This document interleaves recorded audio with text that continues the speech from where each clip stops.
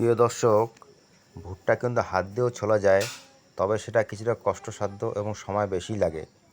তবে অল্প স্বল্প হলে সেটা ছাড়ানো যায়, কিন্তু ভুট্টার সংখ্যা যদি অধিক হয় তখন কিন্তু একটা মেশিনের প্রয়োজন হয়, এবং সেই মেশিনটি হলে কিন্তু খুবই ভালো হয়। তাই বন্ধুরা, আজকে আমি একটা খুব কম মূল্যে সুলভে একটি ভুট্টা ছোলা মেশিন আমি কিনে আনলাম।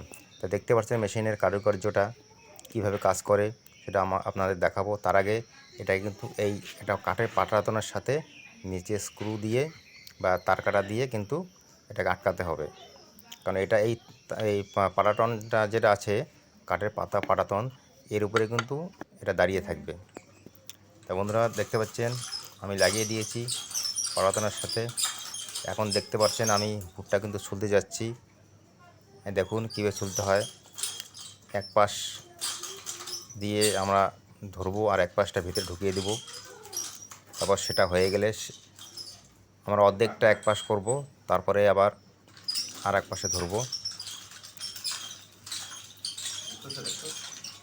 দেখতে পাচ্ছেন বন্ধুরা, খুব সহজ পদ্ধতি।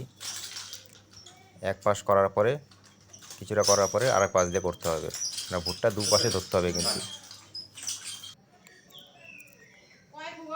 তা বন্ধুরা, দেখতে পাচ্ছেন এগুলি কিন্তু এই মেশিনের দ্বারা আমি ছুলে ফেলেছি ভুট্টার।